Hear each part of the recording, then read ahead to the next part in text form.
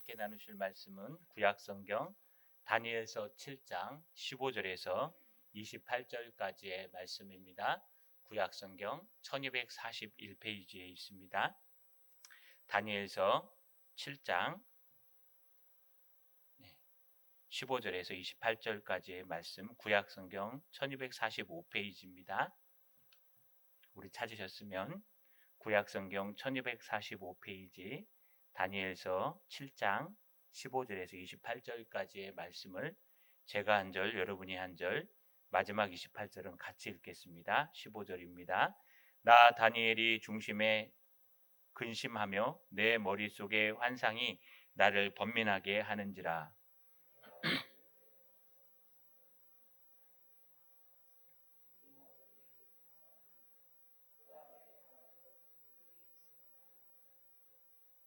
그 내 짐승은 세상에 일어날 내 왕이라.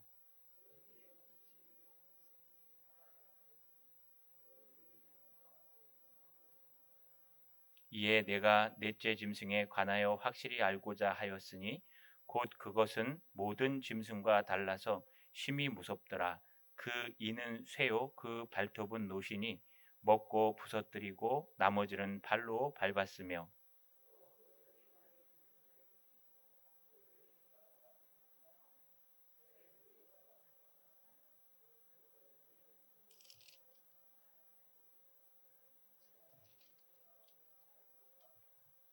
내가 본즉 이 뿔이 성도들과 더불어 싸워 그들에게 이겼더니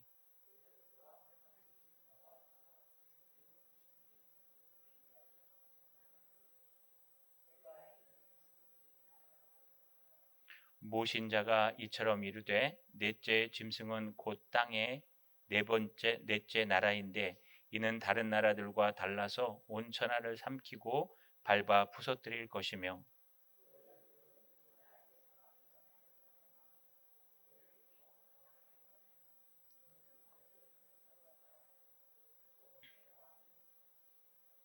그가 장차 지극히 높으신 이를 말로 대적하며 또 지극히 높으신 이의 성도들을 괴롭게 할 것이며 그가 또 때와 법을 고치고자 할 것이며 성도들은 그의 손에 붙임 바 되어 한 때와 두 때와 반 때를 지내리라.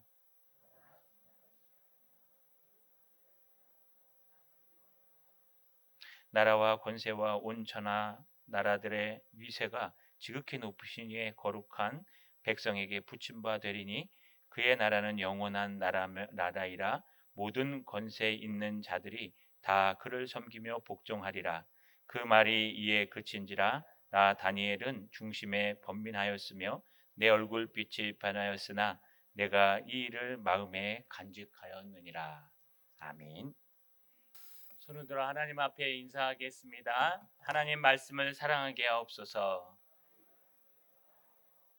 좌우로 인사합시다. 이번 한 주간도 은혜를 간직합시다. 여러분, 이런 속담 아십니까? 아는 길도 물어가라. 무슨 말일까요? 우리가 잘 알고 익숙하고 또 우리가 언제든지 할 수 있는 일도 확실하게 물어서 또 저 잘하는 사람에게 의지해서 잘 가라는 뜻입니다. 뭐 비슷한 말도 돌다리도 뭐 두드리며 건너라 이런 말들이 있겠죠. 요즘은 약간 속담이 바뀌었습니다. 아는 길도 물어가라가 아니라 아는 길도 찍어가라. 왜냐하면 내비를 찍고 가야 우리가 아는 이 모든 교통 상황들이 이 내비에 휴대폰 내비에 다 입력되기 때문에 우리가 휴대폰을 찍고 가면은요 우리가 알지 못하는 막히는 길을 피해 갈 수 있습니다. 그래서 요즘은 아는 길도 찍어가라 라고 속담이 바뀌고 있습니다. 이게 무슨 뜻일까요? 우리가 알고 있다고 생각하는 것도 다시 한번 돌아보라는 겁니다.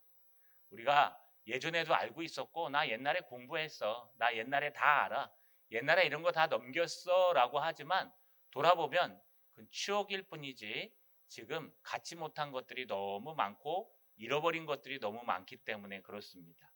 우리 신앙의 길도 마찬가지입니다. 신앙의 길도요, 아는 길도 물어가라, 아는 길도 찍어가라, 우리는 아는 길도 배워가라 이렇게 표현해야 되겠죠.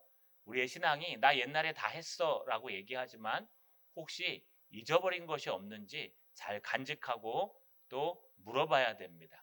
오늘 말씀을 통해서 아는 길도 배워갈 수 있는 저 여러분 되시기를 주님의 이름으로 간절히 소망합니다.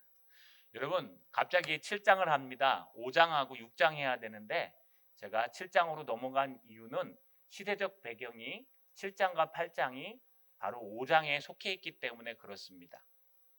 이 다니엘서를 나누면요, 1장부터 6장까지는 역사 얘기인데 1장에서 5장까지 내용은 바벨론 얘기입니다.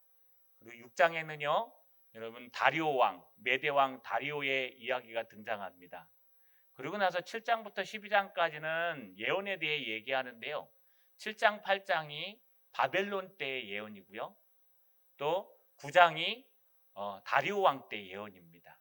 그 다음에 10장부터 12장까지는 이제 저 뒤에 가서 우리가 살폈던 에스라, 그의 페르시아 왕 고레스에 관한 예언입니다.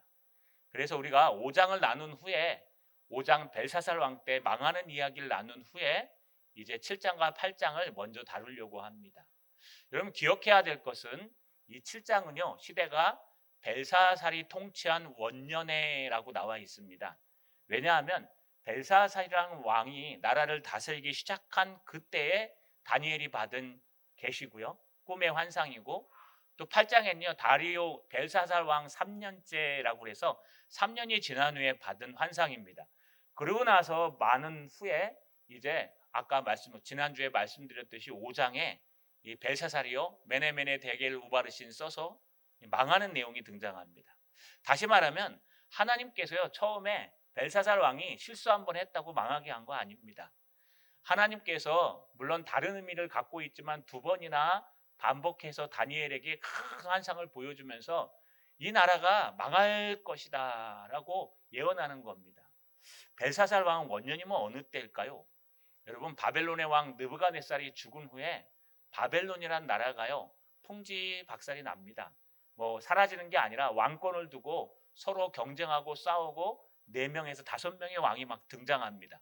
그러다가 느부갓네살의 사위인 나보니더스라는 왕이요 결국에는 왕권을 잡습니다. 이 나보니더스는 아주 뛰어나고 지도력이 막강한 그런 왕이었습니다. 그래서 바벨론뿐만 아니라 저 이집트까지 다 아라비아 지역까지 거의 다 점령해 갑니다. 나보니더스 왕 11년 차 되던 해에요. 도저히 혼자서 다릴 수가 없어가지고 자기 맏아들인 벨사살 왕을 세워서요. 두 왕이 통치합니다. 아버지와 맏아들. 아버지는 저 아라비아 지역에 데마라는 그런 도시를 하나 세우고 그것을 바벨론의 제2 수도다. 얼마나 컸으면요. 바벨론의 제2 수도다 하고 거기서 나라를 다스리고 자기의 맏아들에게 바벨론의 원래 수도인 바벨론 성을 네가 지켜라 라고 하면서 맡긴 겁니다. 바로 이 원년이란 뜻은 이렇게 바벨론이 잘 나갈 때를 얘기합니다. 바벨론이 힘들고 어려울 때가 아니라 바벨론이 잘 나갈 때 바로 여러분 다니엘에게 환상을 주시는데 오늘 15절에 보니까 나 다니엘이 중심에 근심하며 내 머릿속의 환상이 나를 번민하게 한지라. 여러분 잘 나갈 때 환상을 받으면 어떻습니까? 기쁘지 않습니까? 너 잘 된다, 축복받을 것이다, 좋은 일 생길 것이다. 이러면요 여러분 엄청나게 기분이 좋을 겁니다. 그런데 다니엘이요 지금 머릿속에 환상을 생각하니까 그 마음의 중심에 근심이 되고 얼마나 번민이 됐는지 몸이 떨릴 정도로 번민이 되었습니다. 바벨론이 잘 나갈 때. 도대체 어느 환상을 받길래 그럴까요? 우리가 살펴보진 않았지만 7장 1절에서 14절 사이에 두 가지 환상이 등장합니다. 하나는 뭐냐 하면은요. 바다에서 올라온 네 짐승의 환상입니다. 화면을 보시면 뭐 보이실런지 모르겠지만 네 개의 짐승이 등장합니다. 이 바다에서 이 바다는 지중해를 얘기합니다. 지중해에서 네 짐승이 올라왔는데 첫 번째 짐승은 사자 같고 두 번째 짐승은 곰 같고 세 번째 짐승은 표범 같고 네 번째 짐승은 이 땅에서 비교할 동물이 없어서 그냥 열뿔 짐승이 있었다 이렇게 표현합니다. 이렇게 네 개의 짐승이 지중해 바다에서부터 올라왔습니다. 그런데 이 열뿔 짐승에 대해서 조금 더 자세하게 얘기하면서요. 10개의 뿔이 있었는데 작은 뿔이 그 안에서 나무로 3개의 뿔이 사라지고 작은 뿔이 등장했다. 그리고 그 작은 뿔은 사람의 눈과 사람의 입이 있어서 큰 소리로 떠들고 다녔다. 이게 첫 번째 환상입니다. 두 번째 환상을 보는데요. 갑자기 왕의 자리가 나타나고 거기에 옛적부터 계신 하나님께서 앉으셨습니다. 하나님이 얼마나 백옥 같은지 흰 옷을 입고 또 환한 양털의 그 모양을 하고 서 있는데요. 바퀴가 있는데 거기에 불이 붙었습니다. 그 불이 얼마나 타오르는지 그 불이 모든 것을 다 태우는 모습이 등장하면서 그 앞에 책이 펼쳐져 있는 모습이 등장합니다. 그때 이 작은 뿔의 환상의 열불 짐승, 이 작은 뿔이요, 사람의 눈과 사람의 말로 큰 소리로 계속 떠드는 거예요. 조용히 하고 있으면 되는데 주잘주잘 떠드니까요, 하나님께서 그에게 불을 내리셔서 그에게 심판하십니다. 뿐만 아닙니다. 그때 하나님께서 인자인 성자 하나님 예수 그리스도에게 하나님의 나라를 하사하시고 백성들에게 하사하는 내용이 바로 두 번째 그 환상의 내용입니다. 이 두 가지로 인해서 다니엘이 지금 심히 근심하고 심히 번민하고 있는 모습이 등장합니다. 왜 그럴까요? 다니엘이 모든 환상을 다 압니다. 이것도 아마 대충은 알고 있었을 겁니다. 그럼에도 불구하고 왜 이런 환상을 나에게 주셨을까라고 고민하는 겁니다. 고민해서 답답하니까 다니엘이 한 행동이 오늘 16절에 내가 그 곁에 모셔선 자를 중에 하나에게 나아가서 이 모든 일의 진상을 물으매. 다니엘이 가만히 있는 게 아니고요. 그 백보자에 앉아 계신 하나님, 옛적부터 계신 그 하나님을 섬겼던 그 천사들 중에 한 천사, 뒤에 쭉 살펴보면 아마 가브리엘, 소식을 전하는 가브리엘 천사로 보입니다. 가브리엘 천사에게 나가서요, 이 환상에 대해서, 이 일에 대해서 그 진상, 진실한 의미를 물어보는 것을 우리가 볼 수 있습니다. 다니엘 정도 되면 여러분, 바벨론이라는 큰 나라에 여러분 지혜의 어른, 학장 정도 되는 사람, 교육부 장관 이상 되는 사람입니다. 그런데도 불구하고 자기가 모르는 것에 대해서 두려워하지 않고 떨면서 내가 알 수 있는 사람에게 물어봅니다. 가브리엘 천사에게 찾아가서 이 환상 좀 가르쳐 주십시오 라고 얘기합니다. 그러자 이 천사가 뭐라고 대답합니까? 17절에 그 내 큰 짐승은 세상에 일어날 내 왕이라 지극히 높으신 이의 성도들이 나라를 얻으리니 그 누림이 영원하고 영원하고 영원하리라. 이게 답이에요. 그러니까 그 바다로부터 올라온 네 짐승의 환상은 앞으로 이 땅에 일어날 왕들, 나라들을 말한다라고 얘기해요. 첫 번째 해석이. 여러분 이거 어디서 많이 보지 않았습니까? 지금 요 당시에는 느부갓네살은 죽었습니다.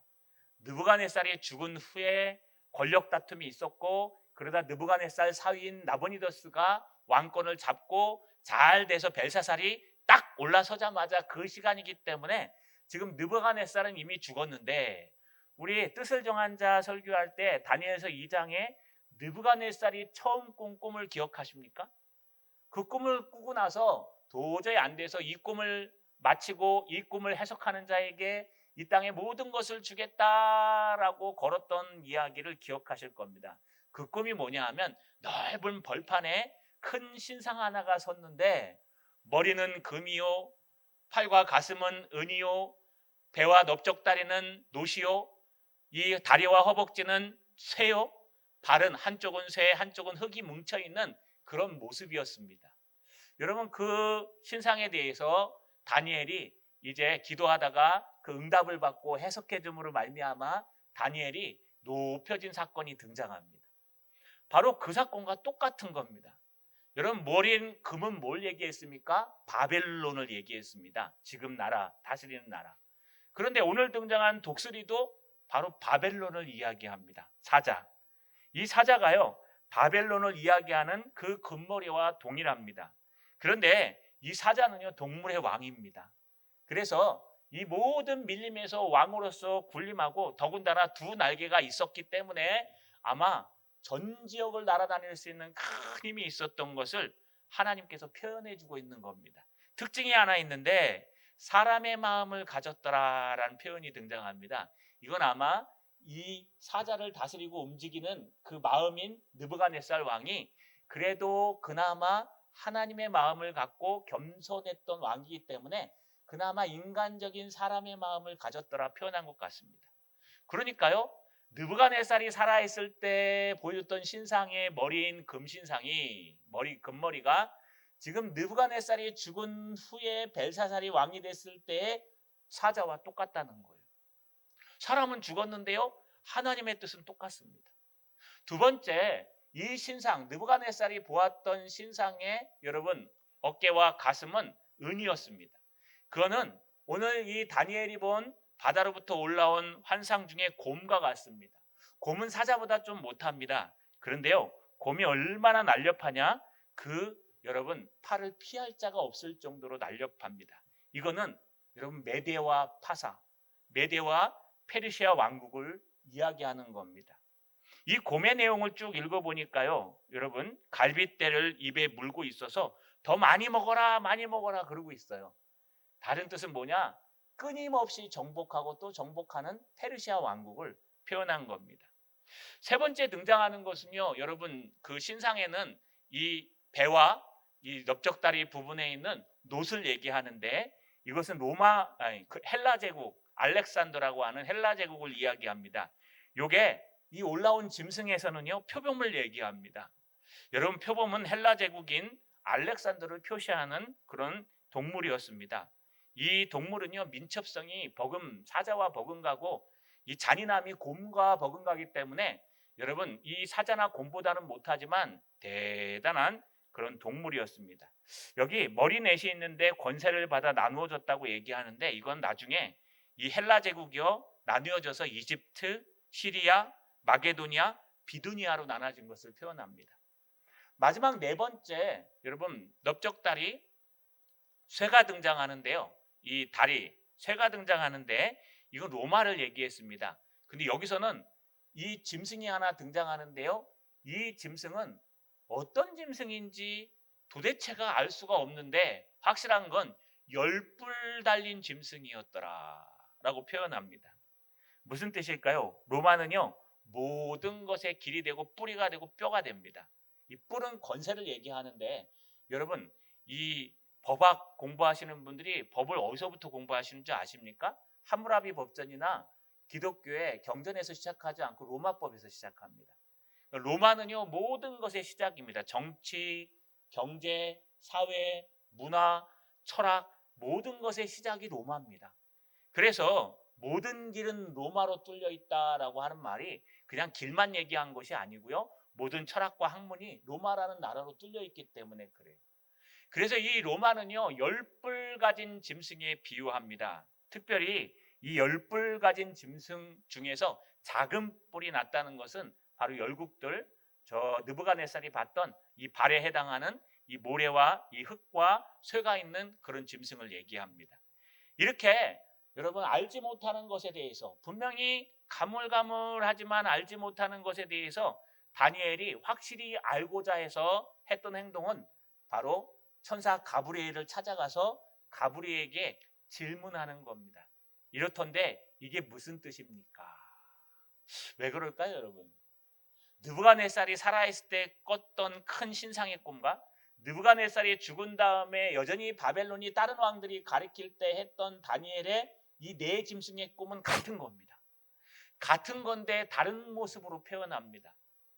무슨 뜻이냐 하면요, 하나님의 뜻은 변함없다는 거예요. 하나님의 뜻은 우리가 죽고 우리 다음 세대가 서도 변함없습니다. 하나님의 뜻은 우리 선배 때에도 변함이 없었습니다. 하나님의 뜻은 우리 선배 때에도 변함이 없었습니다. 하나님의 뜻은 늘 그 자리에 늘 그렇게 움직이고 있기 때문에 우리는 하나님의 말씀을 통해서, 하나님의 진리를 통해서 하나님의 말씀을 배우는 겁니다. 모를 때는 어떻게 해야 될까요? 천사라도 찾아가서 멱살을 잡고 가르쳐 달라고 얘기하셔야 돼요. 이게 다니엘의 모습입니다. 여러분, 다니엘이 여기서 끝났을까요? 그렇지 않습니다. 다니엘이 아직도 확실하게 모르는, 자신을 번민하게 하는 문제가 하나 있었습니다. 19절에 보니까 이에 내가 넷째 짐승에 관하여 확실히 알고자 하였으니 곧 그것은 모든 짐승과 달라서 심히 무섭더라. 다니엘이요 다 알겠는데 네 번째 짐승에 대해서 마음이 번민하는 겁니다. 사자, 그래 대충 알겠어. 그거 금머리 로마를 그거 바벨론 얘기하지. 그래 곰, 그거 알겠어. 그거 가슴과 허벅지를 얘기하는 은을 얘기하는 메대와 파살 얘기하지. 그래. 그 다음에 표범, 그것도 알겠어. 네 날개 달린 표범, 그거 배와 이 얘기하는 노슬 얘기하는 헬라 제국을 얘기하지. 그런데 다 짐승의 비유가 되는데 하나는 처음 본 짐승이에요. 그래서 어떤 학자들은 용을 그립니다. 용을 얘기한다. 용은 아닙니다, 여러분. 10뿔 가진 짐승인데 이 땅에 어떤 짐승과도 비교할 수 없는 아주 험악하게 생긴 짐승이에요. 그러니 다니엘이 이것에 대해서 확실하게 알 수가 없어서 이제 다니엘은요 더 물어보는 거예요. 내가 네 번째 짐승에 관하여 확실히 알고자 하였으니, 물어보는 거예요. 확실히 알고자 해서. 여기 확실히 알고자라는 단어는 뭘까요? 여러분, 여기 확실히라는 건 야자부라 그래서 정확하게 또렷하게 이런 뜻이고요. 알고자 하다라는 뜻은 여러분 즐겁다, 뭐뭐 하려고 하다 이런 뜻이에요. 그래서 확실하게 드러내다, 확실하게 파악하다, 확실하게 이해하다 이런 뜻입니다. 다시 말해서 하나님의 계시, 이때는 꿈과 환상이 특별 계시였으니까요. 하나님의 특별 계시, 오늘날은 성경이 특별 계시입니다. 하나님의 특별한 계시에 대해서 더 확실히 알고자, 더 뚜렷하게 알고자, 더 정확하게 알고자 다니엘은 물러서지 않습니다. 더 가브리에게 들이대서요. 네 번째 짐승 환상이 너무 무섭습니다. 이거 뭘 얘기하는 건지 저에게 좀 가르쳐 주십시오. 라고 얘기하는 다니엘을 볼 수가 있습니다. 여러분, 여기서 우리는 한 가지 배울 게 있습니다. 하나님 앞에 뜻을 정한 사람들은요 진리대로 살아간다는 거예요. 그런데 그 진리에 대해서 확실히 알고자 하는 마음, 그 진리에 대해서 정확히 알고자 하는 마음, 진리에 대한 간절한 갈구함이 있어야 된다는 거예요. 이게 성령의 역사요, 이것이 예수 믿는 사람의 모습입니다. 사도 요한은 지금 어떻습니까? 사도 요한은 요한일서 말씀, 우리 새벽과 금요 기도회 때 나눈 요한일서 말씀에 보면요, 하나님의 참된 성도의 세 가지 시금석이 있는데 그것은 진리, 의, 사랑이다 라고 표현합니다. 하나님의 성도라고 하는 사람이 다 하나님의 성도가 아니라 예수를 정말 믿는 사람들은 세 가지 모습이 등장하는데, 첫 번째는 진리를 정말 갈구한다는 거예요. 하나님의 말씀을 읽고 쓰고 외우고 까먹을까 봐 적고 요약하고 하나님의 말씀을 어떻게 해서든지 말씀대로 살려고 말씀을 붙든다는 거예요. 또 하나, 하나님의 말씀대로 살려고 하나님 앞에 거룩하게 살려고 몸부림치는 겁니다. 죄악된 것 다 벗어버리고. 뜻을 정한 다니엘도 음식이 더럽혀지지 않기 위해서 했지 않습니까? 음식으로 신앙을 더럽히지 않기 위해서. 뿐만 아니라 하나님의 사랑은 하나님을 정말 사랑하고 이웃을 사랑한다는 겁니다. 이 세 가지가 요한일서에 등장하는, 요한이 얘기하는 하나님의 성도의 모습이에요. 먼 훗날 조나단 에드워즈가 18세기 성령신학자요 목회자였는데요. 이 에드워즈가 성령의 역사 분별 방법을 중심으로 해서 하나님의 참된 성도의 모습은 어떤 모습인가라고 12가지를 얘기합니다. 근데 사실은 그게요, 우리 성령의 역사 분별 방법에 다 등장하는 거예요. 성령이 우리 마음속에 오셔야 예수를 그리스도로 시인할 수 있는데, 예수를 그리스도로 시인하는 사람들의 5가지 모습이 뭐냐? 예제 선교사. 여러분, 예수님을 나의 구주로 영접하고 또 죄에 대해서 늘 각성하고 거룩해지려고 몸부림치고 성경에 대한 깊은 관심이 있고, 여러분 또 건전한 교리를 배우려고 노력하고, 마지막 하나님을 사랑하고 이웃을 사랑하려고 하는 거예요. 이게 요한일서에 등장하는 진리, 의, 거룩과 18세기에 조나단 에드워즈가 얘기하는 예제 선교사와 또 오늘날 우리가 살아가는 모든 사람이 다 똑같습니다. 하나님의 백성들의 특징 중에 하나는 말씀에 대한 갈구함이 있다는 거예요. 말씀을 알고자 또 알고자 배우고 익히고 듣고, 하나님의 말씀을 더 알고자 읽고 쓰고 외우고, 더 알고자 제자 훈련도 받고 사역 훈련도 받고, 더 알고자 여러분 성경 공부 모임도 하고. 그 이유가 뭐냐 하면 하나님의 말씀을 알고자 하는 간절한 소망이 이 가슴 속에 있어야 된다는 거예요. 그게 하나님 앞에 뜻을 정한 자, 하나님이 쓰시는 자, 하나님의 성도들의 참된 모습입니다. 자, 여러분들은 말씀에 대한 갈급함이 있습니까? 하나님의 음성을 듣고자 하는 갈급함이 있습니까? 뭐 그거 안 먹어도 난 살아. 일주일 내내 하나님 은혜 없어도 난 살아. 그러면 한번 생각해 보셔야 돼요. 왜냐하면요, 우리는 영혼과 육체로 되어 있기 때문에 여러분, 우리 육체가 밥을 안 먹으면 어떻게 되죠? 배고픕니다. 저는요, 저혈당이 와요. 밥을 안 먹잖아요. 한 두 끼만 딱 굶으면요, 식은땀이 막 나요. 식은땀이 난 다음에 두 번째는 손이 떨려요. 떨리고 세 번째는 막 어질어질해요. 그러면요, 당을 체크하면 한 70까지 떨어집니다. 원래 100에서 90 사이여야 되는데. 그러면 얼른 밥이나 이 사탕을 갖고 다니고 사탕 하나 딱 먹으면요, 정신이 확 돌아와요. 그래서 우리 어르신 되면은 이 혈관이 안 좋아져서 당이 생기기 때문에 밥심으로 산다는 말이 맞는 거예요. 나이가 들면 밥 안 먹으면 떨리고 머리 아프죠. 막 머리 아프고 배 아프고 그러다 밥 먹으면 정신이 확 들어오잖아요. 여러분, 밥심으로 사는 거예요. 그게 정상입니다. 그런데 우리 영혼도요, 나이가 들면 밥심으로 살아야 돼요. 우리 영혼은요, 하나님의 말씀의 양식을 먹어야 돼요. 그런데 하나님의 말씀의 양식을 먹지 않았는데도 갈급함이 없어요. 하나님의 양식을 먹지 않았는데도 사는데 불편함이 없어요. 하나님의 말씀의 양식을 듣지 않았는데도 나는 아무 이상이 없어요. 그러면 딱 하나입니다. 이미 죽은 겁니다. 죽은 사람 외에는, 영적으로 죽은 사람, 믿지 않는 사람이라는 거예요. 우리는 하나님의 말씀을 먹어야 돼요. 그래서 한 사람이 떡으로만 살 것이 아니오 하나님의 말씀으로 살라고 하는 말씀이 바로 여기 있는 말씀입니다. 우리는 하나님의 말씀을 갈급하여 읽고 하나님의 말씀을 갈급하여 쓰고 하나님의 말씀을 배우고 설교 시간에 와서 말씀을 듣고, 요즘 뭐 인터넷 잘 돼 있지 않습니까? 얼마든지 들으십시오. 그 대신 좀 이상한 거 듣지 마시고 제대로 된 목사님들의 설교를 들으십시오. 저보다 훨씬 잘하는 사람 너무너무 많습니다. 저도 들어요. 여러분, 열어놓고 들으십시오. 24시간 동안 CBS 틀어놓고 극성방송 틀어놓고 하나님의 말씀을 듣다 보면요, 그 말씀이 나도 모르게 서서히 내 영의 양식이 되어서요, 내가 힘들고 어려울 때 하나님을 갈급하고 이기게 한다는 겁니다. 저 여러분, 하나님의 말씀을 사모하는 저 여러분 되시길 주님의 이름으로 간절히 소망합니다. 그런데요, 다니엘이 두 번째 물어본 이 이야기 속에는요, 기가 막힌 내용들이 숨어 있습니다. 여기 23절에 모신자가 이처럼 이르되 넷째 짐승은 곧 땅의 넷째 나라인데 이는 다른 나라들과 달라서, 네 번째 나라 로마를 이야기합니다. 그런데 여러분, 이 로마는 다른 나라랑 달라서 그 모양이 신기합니다.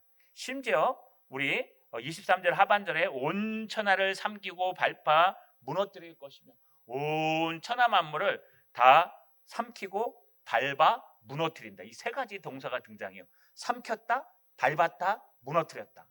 여러분, 로마가 가는 나라들마다 다 무너집니다. 그래서 해가 지지 않는 로마, 팍스 로마라고 얘기하죠.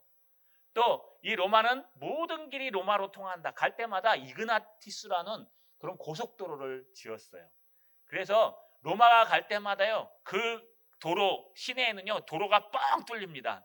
그 이그나티우스 도로라는 도로예요. 이 도로로 군사물자를 나르고 교통의 중심지를 삼았습니다. 뿐만 아니라 로마가 가는 나라마다 법이 바뀌었어요. 로마의 법을 다 적용하는 거예요. 그 예수님이 십자가에 달려 돌아가신 이유가 왜 빌라도에게 고난을 받습니까? 빌라도가 바벨론 바리새인이나 서기관들이나 사두개인보다 더 못돼서요? 그거 아니라 그랬죠. 착각입니다. 빌라도는 역사적 인물이기 때문에 그 사람을 집어넣은 거예요. 이게 사실이라는 걸 표현하기 위해서. 왜 그러냐면 로마법에는 식민지법에서 죽일 수 없기 때문에 로마로 통하는 겁니다. 로마는 이렇게 큰 나라가 됩니다. 또 로마는요, 오늘 24절에 보니까 그 열불은 그 나라에서 일어날 열왕이요 그 후에 또 하나 일어나리니 그는 먼저 있는 자들과 다르게 또 새 왕을 복종시킬 것이라. 이 로마라는 나라에 열 왕들, 열 나라들이 열 왕들이 있는데 이 열 왕들이 모두 대부분 여러분 콘스탄티누스 대제 이후에 기독교인들을 핍박합니다. 그리고 이 열 왕들이요, 모든 왕들을 잡아 있습니다. 그런데 중요한 것은요, 작은 뿔이 등장해서 새 왕을 꺾어버리고 거기에는 눈과 입이 있어서 막 떠든다고 얘기했죠. 이거는 로마 이후에 등장할 열국이기도 하지만 이 작은 뿔은 적그리스도를 얘기합니다. 거짓 선지자들. 그들은 사람처럼 눈을 갖고 있고 사람처럼 입을 갖고 있어서 큰 소리로 복음을 외치는데 가짜예요. 가짜 복음을 외치는 겁니다. 오늘 새벽에 제가 이단과 사이비에 대해서 얘기했습니다. 이 사도 요한이 에베소 교인들과 모든 아시아 교인들에게 요한일서를 쓰면서 이렇게 얘기합니다. 사랑하는 자들아, 영들을 다 믿지 말고 영들이 하나님께 속하였는지 분별하라. 왜냐하면 이 땅에 거짓 선지자가 많이 나왔습니다. 분별해야 된다고 얘기합니다. 왜냐하면 이 땅에요, 거짓된 것들이 많이 나왔는데 이 거짓은 비스무리한 이단이 있고 완전히 다른 사이비가 있습니다. 여러분, 이단들은 뭘 얘기합니까? 구원파, 박옥수의 죄사함과 거듭남의 빈, 이거 이단입니다. 거의 비슷한데 한쪽만 강조해요. 구원파예요. 안산홍의 구원파, 이것도 이단이에요. 이것도 막 극단적인 이단입니다. 여러분뿐만 아닙니다. 또 이단들이 여기에 많이 등장합니다. 거기에 또 신비적인 이단, 요즘 서울에 유행하는 건 신사도 운동이라는 게 있어요. 이건 내가 사도다. 바울이 사도인 것처럼 나도 예수님을 받기 때문에 사도다. 그래서 막 예언하고 막 방언하고 통변하고 누군 죽었다 그러고 칼빈은 이미 지옥에 떨어졌다 그러고 다 거짓말입니다. 여러분, 그런 거 비냐드 장풍 쏘면 막 날아 넘어지는 거 있죠. 김기동의 귀신론, 감기 들려도 귀신 들린 거고 어디 아파도 귀신 들린 거고 다 귀신 들린 거라고 얘기하는 거, 요건 이단이라 그래요. 반면에 사이비는요, 완전히 다른 거예요. 이단이랑 신천지 사이비. 전 사이비입니다. 박태선의 신앙촌도 사이비예요. 사이비와 이단들, 거짓 선생들이 많이 다양하게 나왔기 때문에 이 마지막 때는 분별해야 된다라고 표현합니다. 바로 그걸 얘기하는 거예요. 작은 뿔이 등장해서 로마 이후로 많은 나라들이 법과 제도를 통해서 기독교인들을 핍박하기 시작했어요.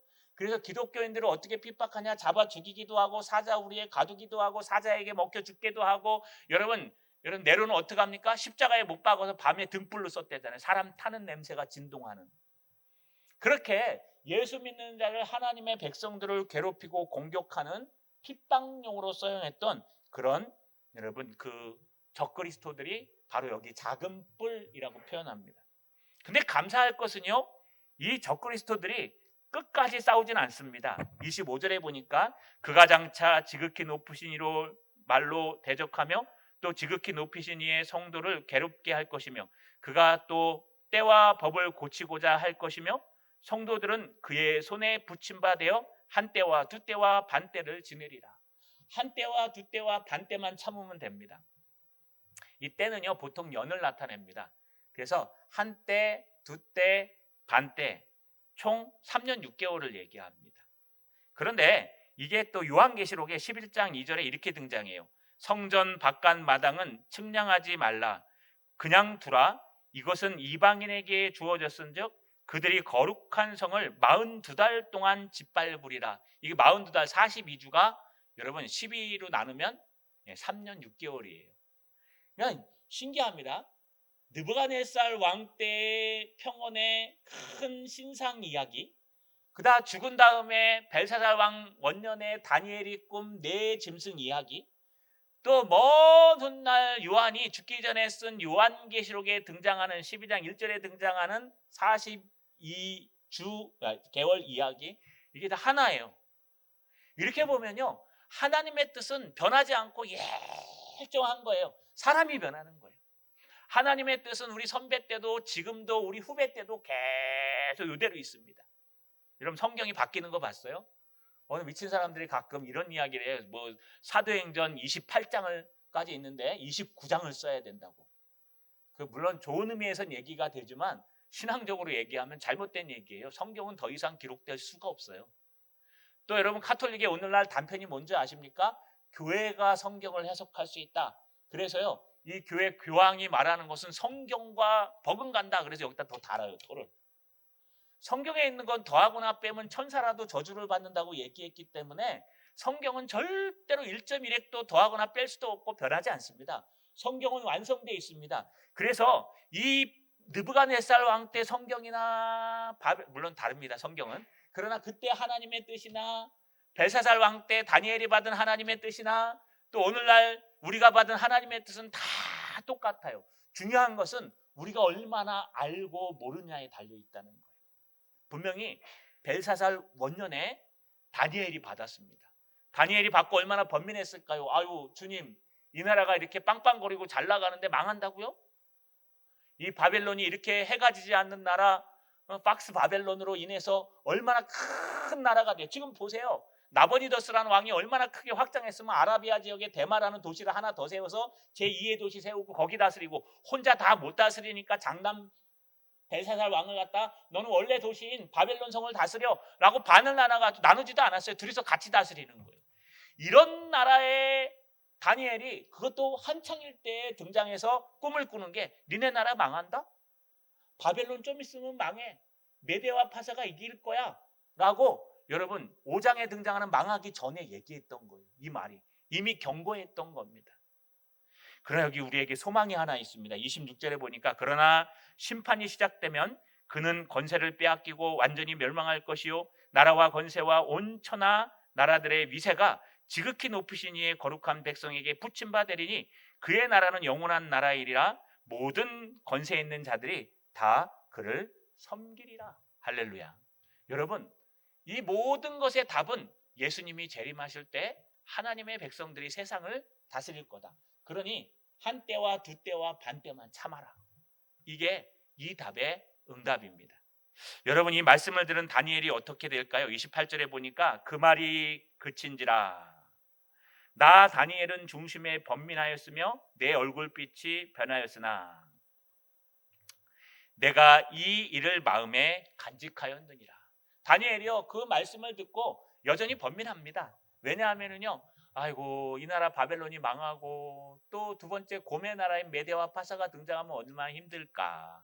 그런 여러분 근심이 있지 않겠습니까? 지금은 잘 나간다고 막 뻥뻥거리고 있는데, 야, 다니엘이 보기에는 망하는 거예요. 다니엘이 보기에는 이 열국은 어차피 장망성과 같은 거예요. 그러니 다니엘의 모습이 얼마나 가슴 아프겠습니까? 그래서 다니엘이 무엇을 합니까? 내가 이 일을 마음에 간직하였느니라. 여러분, 이 간직하다라는 원문의 뜻이 네타르란 단어예요. 이 단어는 뭐냐? 보유하다, 보관하다란 뜻이에요. 이게 다른 말로 얘기하면요, 안 잊어버리기 위해서 몸부림친다는 얘기입니다. 하나님의 이 진리의 말씀을, 이 하나님이 주신 특별한 계시인 이 환상과 꿈을 잊어버리지 말아야 되겠다. 잊어버리면 안 된다. 여러분, 이거 잊어버려갖고 고생당한 사람이 느부갓네살 아닙니까? 하나님이 환상을 보여주고 너 이런 거다니까 겸손해야 돼 라고 해서 다니엘이 왕이여 제발 겸손하십시오 그랬더니 그 겸손이 얼마나 갔어요? 12달밖에 안 갔어요.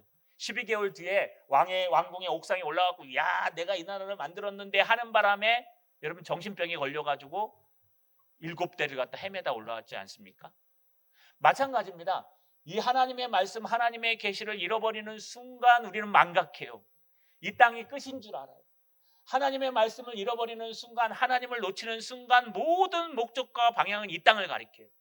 여러분, 아는 길도 물어가라고 왜 얘기합니까? 내가 제대로 가고 있나 점검하는 거예요. 스펄전은요 죽기 전에 보름 동안, 또 에드워즈도 죽기 전에, 존 웨인도 죽기 전에, 많은 사람들이 죽기 전에 여러분 보름 동안, 때로는 일주일 동안, 며칠 동안 아무도 못 들어오게 하고 성경만 읽었답니다. 왜냐하면 내 구원이 맞는가. 근데 우리는 안 그렇죠. 이 시간에 무슨 성경 읽냐. 우리 자녀들 봐야지. 들어오라 그래, 다 오라 그래, 모이라 그래. 우리 막내는 왔냐 안 왔냐. 여러분, 이게 우리의 마지막 모습이에요. 우리는요 아는 길도 찍어가고 물어봐야 됩니다. 왜요? 혹시나 길이 바뀌었을 수 있을까? 아니, 길은 안 바뀌어요. 하나님의 길은. 내가 혹시 길 바깥으로 잘못 가고 있지 않은가? 나는 목사인데 목사니까 당연히 천국 가겠지. 목사니까 당연히 성경을 많이 알겠지. 목사니까 당연히 거룩하겠지. 혹시 목사라는 직분 때문에 착각하고 있지 않는지 제 스스로를 한번 일주일 동안 돌아봤어요. 여러분도 한번 돌아보세요. 내가 예수를 10년 믿었고 20년 믿었기 때문에 나는 구원 받았어. 그거는 그냥 다 접어두고 내가 오늘 어떻게 복받고 살아가냐가 더 중요해. 우리가 하나님의 말씀을 놓치는 순간부터, 하나님의 말씀을 마음으로부터 간직하지 못하는 순간부터, 하나님의 말씀을 계속 놓치고 다른 것들을 쫓는 순간부터 우리의 방향은 조금씩 틀어져요. 그러면 어떻게 되는지 아십니까? 나도 모르는 사이에 내가 타락돼 있고, 나도 모르는 사이에 합리화돼 있고, 나도 모르는 사이에 온 눈과 방향이 세상만을 향해 있다는 거예요. 여러분, 오늘 죽어도 천국 가신다고 확신하십니까? 여러분, 이 모습 가지고 천국 갈 수 있겠습니까? 돈을 사랑하고 세상의 명예를 사랑하고 권력을 사랑하고 사람들을 욕하고 미워하면서 천국 갈 수 있겠습니까? 아니, 저도 못 가요. 그러나 하나님의 말씀 속에는 분명히 진리가 있어요. 주 예수를 믿으라. 그리하면 너와 내 집이 구원을 얻으리라. 할렐루야. 우리의 돈이나 우리의 공로나 우리의 자격으로 천국 가는 거 아니에요. 천국은 값없이 주시는 하나님의 능력이에요. 선물이에요. 그래서 우리는 예수 그리스도로 오늘도 붙들고 예배하는 겁니다. 자, 여러분, 말씀을 정리하겠습니다. 신앙의 내비를 찍어 보십시오. 아는 길도 물어가라. 그동안 신앙생활 했던 거 다시 한번 찍어 보십시오. 나의 신앙이 바른가? 나의 생각이 바른가? 내가 정말 주 예수 그리스도를 붙들고 살아가고 있는가? 나는 내 길이요 진리요 생명이신 예수 그리스도를 바라보고 있는가? 바라보고 또 바라보셔서 하나님 앞에 바른 길을 걸어가시는 저 여러분 되시길 주님의 이름으로 축원합니다. 전능하신 아버지 하나님, 고맙고 감사합니다. 아는 길도 물어가라고 말씀하신 것처럼 우리가 익숙했던 이 예배와 신앙도 다시 한번 물어가게 하옵소서. 다니엘이 하나님의 말씀을 몰라 간구하고 또 간구한 것처럼 늘 간구하게 하시고, 다니엘이 하나님의 이 계시를 잊어버리지 않기 위해서, 암기하기 위해서 계속해서 간직했던 것처럼 또 간직하게 하셔서 우리가 날마다 바른 길로 예수를 따라가는 참된 성도요 목사 될 수 있도록 도와주시옵소서. 예수님의 이름으로 기도하옵나이다. 아멘.